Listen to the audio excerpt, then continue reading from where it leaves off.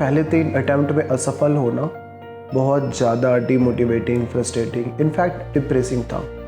But बाद के दोनों अटेम्प्ट में लगातार सफलताएं मिलना ये बताता है कि उस संघर्ष के दिनों में मैंने खुद पे जो भरोसा रखा। दृष्टि आईएएस की अगर मैं बात करूँ, मैगजीन तो ऑब्वियस सी बात में दृष्टि की ही पढ़ता था।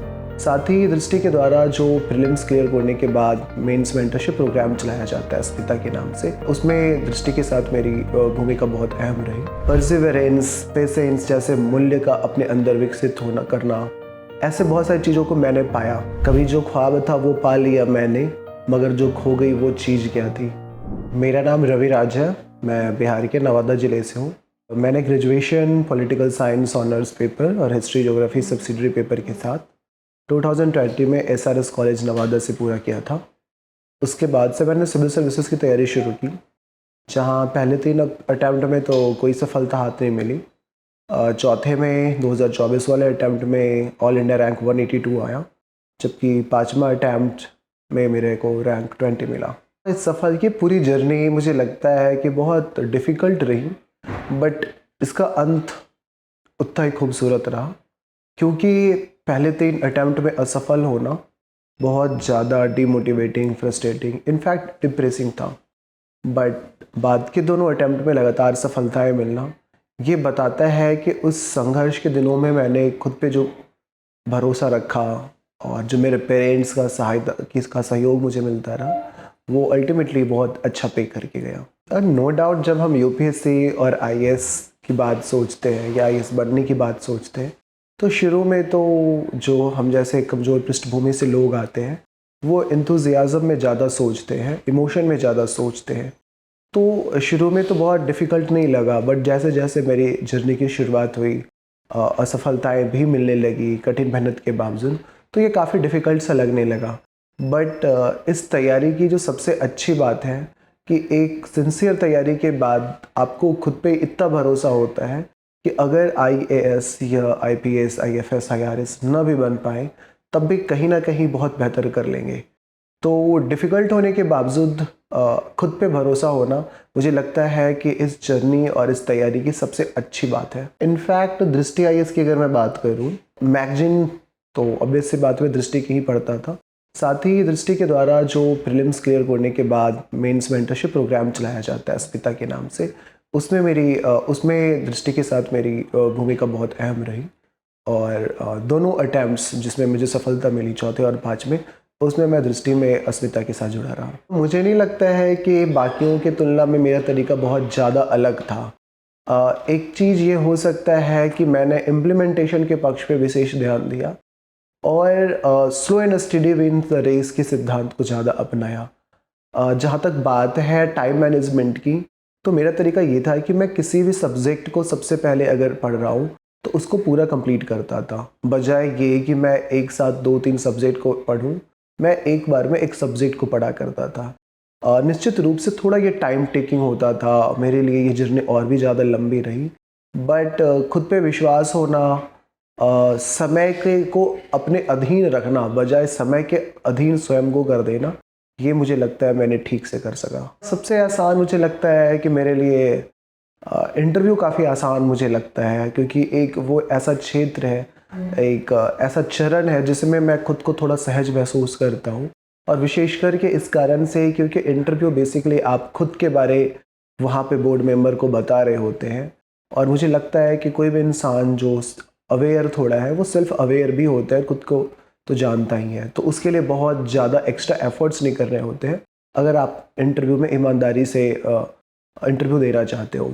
जहाँ तक सबसे मुश्किल चरण की बात करूँ तो मुझे ऐसा लगता है प्रीलिम्स, उसमें विशेष करके सीसैट मेरे लिए काफ़ी चुनौतीपूर्ण रहा, क्योंकि मुझे पहले अटैम्प्ट में तो खैर प्रीलिम्स हो गया था, पर दूसरे और तीसरे अटैम्प्ट में प्रीलिम्स क्लियर नहीं हो सका, और इसका मुख्य कारण सीसैट में कुछ नंबरों से रह जाना रहा।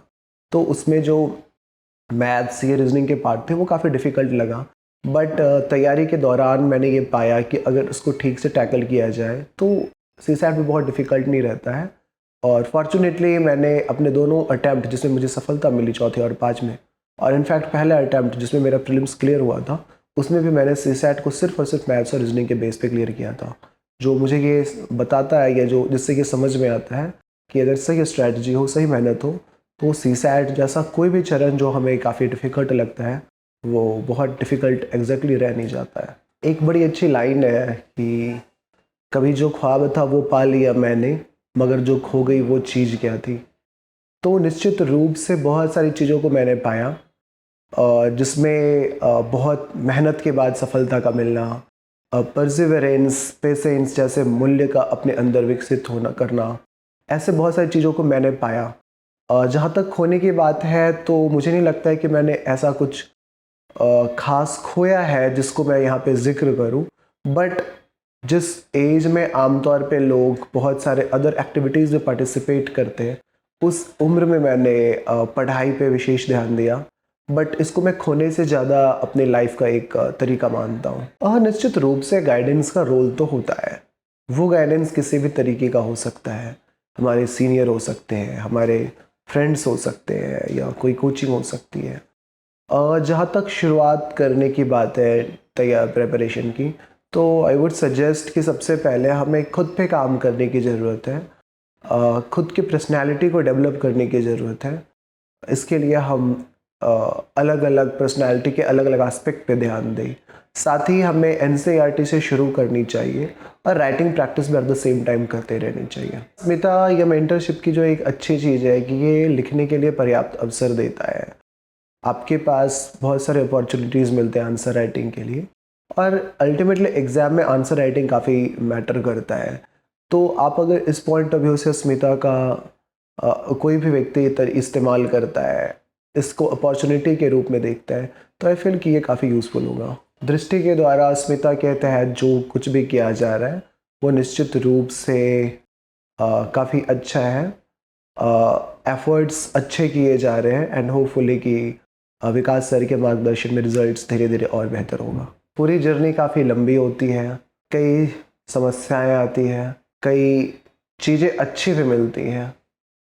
तो अगर साहिर के शब्दों में मुझे कुछ कहना हो तो आई फील कि उनकी कुछ लाइनें हैं कि तारुफ रोग बन जाए तो उसको भूलना बेहतर, ताल्लुक बोझ बन जाए तो उसको तोड़ना अच्छा, वो अफसाना जिसे अंजाम तक लाना ना हो मुमकिन, उससे एक खूबसूरत मोड़ देकर छोड़ना अच्छा। तो मैं इसे इस पॉइंट ऑफ व्यू से देखता हूँ कि इस पूरी जर्नी के दौरान बहुत सारे प्रॉब्लम्स आए और उन प्रॉब्लम को मैंने पॉजिटिव नोट पे एंड किया, और अल्टीमेटली इस सफलता के साथ में इस पूरी जर्नी को एंड कर रहा हूँ। तो मेरा भी मैसेज यही है कि अगर किसी को सफलता मिलती है तो वो सफलता के साथ इस जर्नी को एंड करे, और अगर किसी कारण से असफलता मिलती है तो वो असफलता को एक सीख के रूप में एंड करे। धन्यवाद। अब एग्जाम की तैयारी को और बेहतर करने के लिए हमारे चैनल को लाइक, शेयर और सब्सक्राइब करना ना भूलें।